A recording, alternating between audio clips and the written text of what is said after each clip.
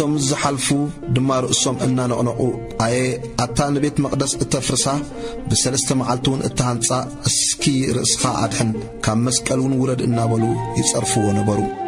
ከምኡ ከዓ ሊቃውንቲ ካህናት መጽሓፍቲ ንሓድሕዶም ንኻልኦት ኣድሓነ ንርእሱ ከድሕን ግና ኣይክእልን ርኢና ክንኣምንሲ ክርስቶስ ንጉስ እስራኤል ሕጂ ካብ መስቀል ይውረድ እናበሉ ኣላገጹሉ እቶም ምስኡ እተሰቕሉን የላግጹሉ ነበሩ። ካብቶም እተሰቕሉ ገበርቲ ክፉእውን ሓደ ንስኻ ክርስቶስ እንተኾንካስ ንርእስኻን ንኣናን ኣድሕን ኢሉ የላግጸሉ ነበረ። እቲ ካልኣይ ግና ኣታ ኣብዚ ከም ዝበለ ፍርዲ ከለኻኸ ኣምላኽ ዶ ኣይትፈርህን ኢኻ?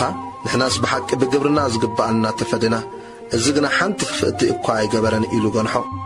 ንየሱስ ከዓ ጐይታይ ብመንግሥትኻ ምስቲ እትመጽእ ዘክረኒ በሎ። የሱስ ድማ ሎሚ ምሳይ ኣብ ገነት ከም እትኸውን ብሓቂ ይብለካ ኣለኹ በሎ። ኣብ ጥቓ መስቀል የሱስ ከዓ ኣዲኡን ሓፍትኑ ማርያም ሰበይቲ ቀያጳን ማርያም መግደላዊትን ደው ኢለን ነበራ። የሱስ ነዲኡን ነቲ ዘፍቅሮ ወዲ መዝሙር እውን ኣብ ጥቓ ደው ኢሉን ምስ ረኣየ ነዲኡ ኣቲ ሰበይቲ እንሆ ወድኺ በላ። ነቲ ወዲ መዝሙር ከዓ እንሃ ኣዲኻ በሎ። እቲ ወዲ መዝሙር እውን ካብ ሽዑ ጀሚሩ ናብ ቤቱ ወሰዳ። ድሕሪዚ የሱስ ኩሉ ከም እተፈጸመ ፈሊጡ እቲ ጽሑፍ ምእንቲ ክፍጸም ጸማእኹ በለ። ኣብኡ መጺጽ ዝመልአ ኣቕሓ ነበረ። ሽዑ መጺጽ ዝመልአ ሰፍነግ ኣብ ዘንጊ ስምዕዛ ገይሮም ናብ ኣፉ ኣቕረብሉ።